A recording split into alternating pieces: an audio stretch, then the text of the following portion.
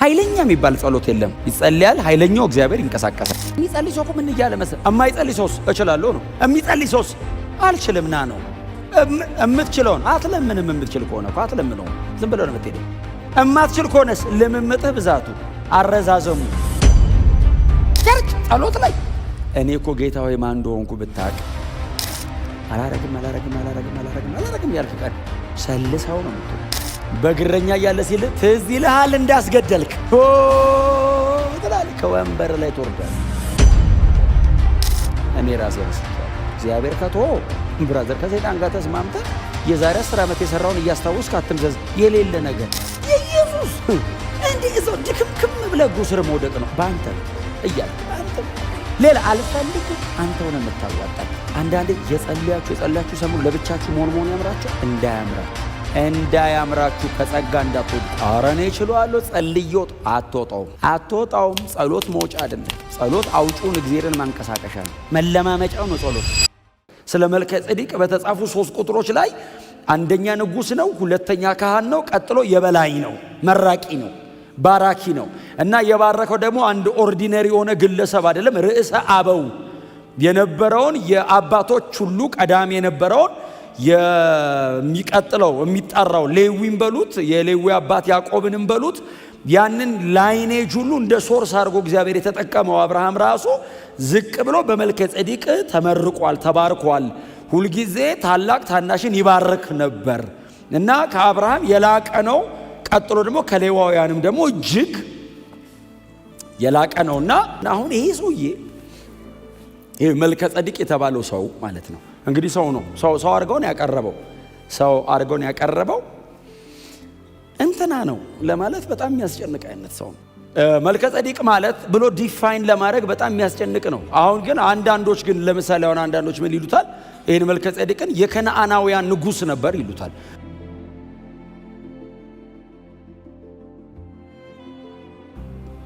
አብርሃም በአካል አግኝቶታል የሚል ነገር ስላነበቡ ከከነዓናውያን ነገስታት መካከል አንደኛው ነው። ምናልባት ለኔና ለእናንተ በጣም ግልጽ አይደለም እንጂ አብርሃም ያውቀው ነበር። ምክንያቱም አብርሃም መንገድ ላይ ሲያገኘው ነው አይደል? መንገድ ላይ ሲያገኘው አገኘው፣ አስራት እስከ ማውጣት ድረስ ያውቀው ነበር ብለው ከከነዓናውያን ነገስታት መካከል አንደኛው ነው ይላሉ። ዕብራውያን ላይ የተጠቀሰው መልከ ጼዴቅ የያዛቸው ኳሊቲዎች ከኢየሱስ ውጪ ማንም ግለሰብ ሊይዛቸው አይችልም። ምክንያቱም እንደዚህ አይነት ኳሊቲ ያለው ግለሰብ ከተገኘ ኢየሱስ መምጣት አያስፈልገውም። ለዘመኑ መጀመሪያ የለውም፣ እናትና አባት የለውም። የልዑል እግዚአብሔር ካህን ነው፣ የሰላም ንጉሥ ነው፣ የጽድቅም ንጉሥ ነው። እንደዚህ አይነት ፐርሰን ለብቻው ተነጥሎ አንድ ከተገኘ ኢየሱስ እኮ ይሄ ነው። ይሄንን አይነት ሁለት ግዙፍ ኦፊስ ተሸክሞ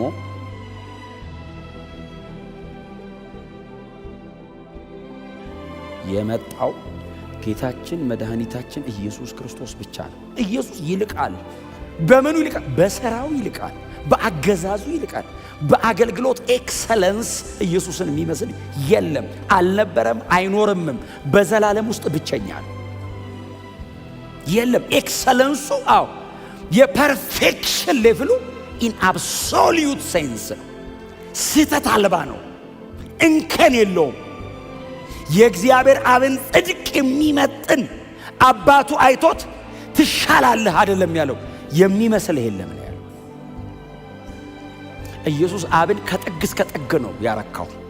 ጥግብ ባለ በቃኝ። እንሞክሮይ አንሞክርም፣ አንችልምም።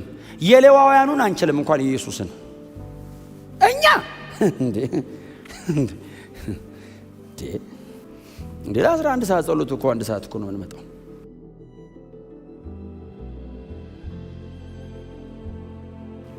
በመሬት ላይ ኳሊፊኬሽን አናልፍም። ተው የኢየሱስ እንዴ እዛው ድክምክም ብለህ እግሩ ስር መውደቅ ነው በአንተ በኩል እያልክ በአንተ በኩል ሌላ አልፈልግም።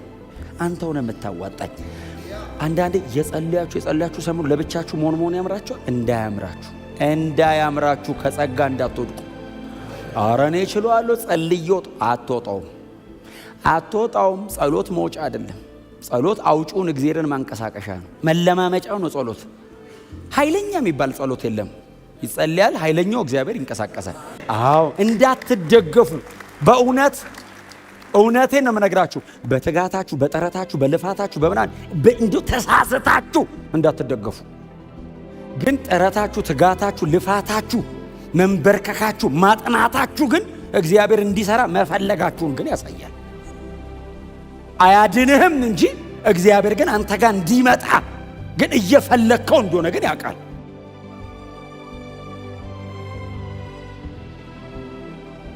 እማይጸልይ ሰው እና የሚጸልይ ሰው ሲጀመር አይነጻጸሩም። የሚጸልዩ ሰዎች ናቸው የሚነጻጸሩት።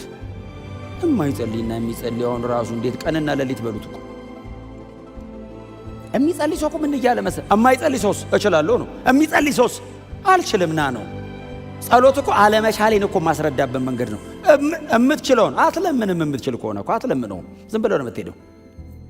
እማትችል ከሆነስ ልምምጥህ ብዛቱ፣ አረዛዘሙ፣ አቤት አረዛዘሙ። ሰውየው እሺ እንዲህ ይለ እግዚአብሔርን በጣም የሚጸልይ ሰው ባይዘው የሚለማመጥ ይሄ አሁን ሽር ጉድ ልበል የሚለው መዝሙር ብዙ የሚዘምር ማለት ነው። በቃ ግደለኝ እኮ ነው። እግዚአብሔርስ አቤት ደስ ሲለው እኔ ወደዛ ወደ ትሁት አይደል መንፈሱ ወደ ተሰበረ በቃሌ ወደሚንቀጠቀጥ ወደዛ እመለከታል። አንተ እግዚአብሔር እኮ እንዲህ አየ ማለት ማንም አይህ። እግዚአብሔር እንዲህ እይት ካረገ አለቀ፣ በቃ አለቀ፣ አለቀ። በእውነት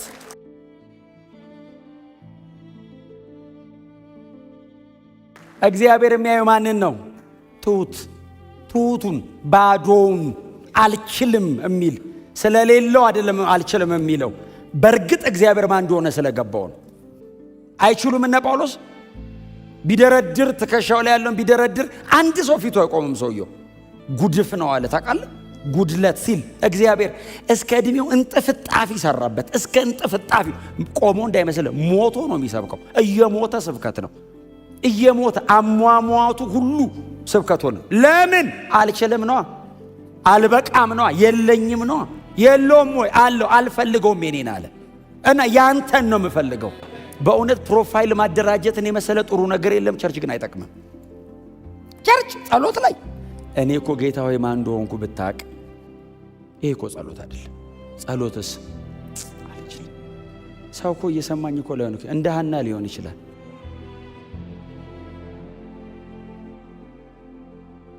እንደ ሐና አፏ ይንቀሳቀሳል፣ ድምፁ አይሰማም። ውስጧ ድቅቅቅ ማንም ሊጠግነው ህልቃና እንዲህ ሊጠግነው አይችልም። ፍጭት ነው ያለው ውስጧ። እግዚአብሔር መጣ ጥግን ያቆማት ቀን ሳሙኤልን ነው ይዘ የመጣችው። ሳሙኤልን ከዳን እስከ ቤርሳቤ የመሳፍንት ዘመን አስቁሞ ንግስና የሚከፍት 200 ዓመት የሚዘጋ መጣ። ምን አይነት ሶራት እሷስ ስትደገፉ ኢየሱስ ላይ ስትደገፉ መስቀሉ ሥራ ላይ ኢየሱስ በሰራው ነገር ላይ ብቻ። በእውነት ነው የምላችሁ ጸሎቶቻችን ያ እንዲበራልን መለመኛ መሆን አለባቸው። መመኪያችን መሆን የለባቸው። ትጋታችሁ በጣም ትጎች አላችሁ። በእውነት እግዚአብሔር ይሄንን ይጠብቅላችሁ፣ ይጠብቅላችሁ። በቃ ከትትና ጋር ይጠብቅላችሁ፣ ከባዶነት ጋር ይጠብቅላችሁ። አልበቃውም። ይሄው መጽሐፉ ላይ ያሉት ያስተማሩን እሱ ነው አይደል?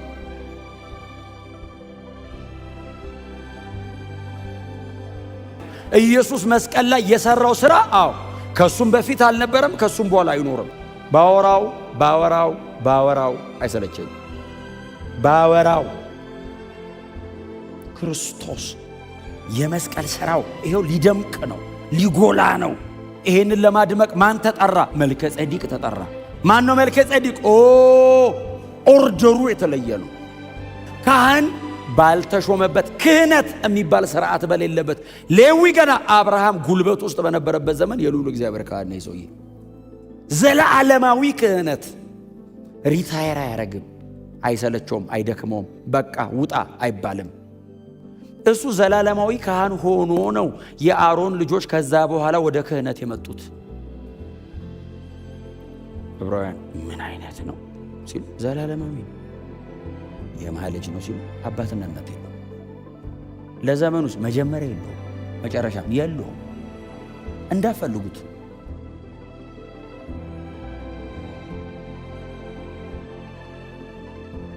ሊሆን ይችላል? ግልጽ ነው።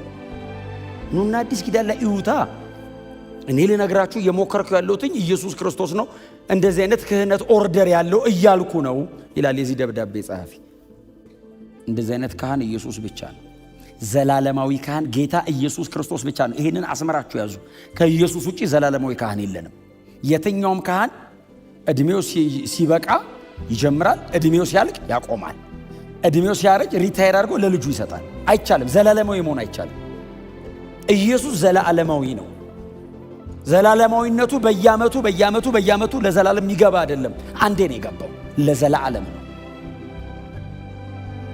ያቀረበው መስዋዕት አይደገምም። ራሱን ነው ያቀረበው፣ ደሙን ነው ይዞ የገባው። አባቱስ የራሱን ደም ነው የተቀበለው። ጨርሻለሁ አለ። እምንኩራራው በሱ ነው። ቀና ብዬ የሚሄደው ነው በሱ ነው። በእግዚአብሔር ቤት ለዘላለም የመኖር መብት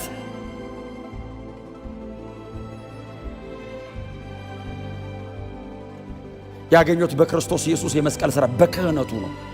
ማንም መጥቶ ብድግ ብሎ ናውጣ ሌላኛ ይሄ ነው። ሌላኛ በክርስቶስ ደም ነው የገባሁት። ማንም አላስገባኝም፣ ማንም አያስወጣኝም። ኢትስ ኦልሬዲ ፔይድ። ተከፍሏል ያለ ማን ነው? አብ ዳኛው። ተከስሼ ስመጣ ኢየሱስ ጠበቃ የሆነው ደም ይዞ መጣ። ያው ከፍያለሁ ሲል አብ ነፃ ነህ። መቼ?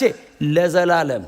እግዚአብሔር እንደዚህ አይነት ካህን ብሏል አለና ምሏል፣ አይዋሽም። ምሏል። ምን አይነት ብሎ? ለዘላለም ካህን አለው ኢየሱስን። ኢየሱስ ለዘላለም ካህን ከሆነ እኔም ይቅርታዬ ለዘላለም ነው። ከድኛው አይደለም፣ አስወግጄው። የሆነ ቀን ትዝ ይለኝ ግልጥ እያደረኩ የትላንቱን እንዳረሰ። እንደዚህ ቢሆን አንድ ሰው አይኖራትም እዚህ ቤት። የክርስቶስ ደም እኮ ከሰራኸው ብቻ እኮ አይደለም፣ ከህሊናህም ነው የሚያወጣ። የህሊና ክስ ራሱ እንዳይኖርብህ፣ ኮንደምኔሽን ራሱ እኮ አይኖርብህም።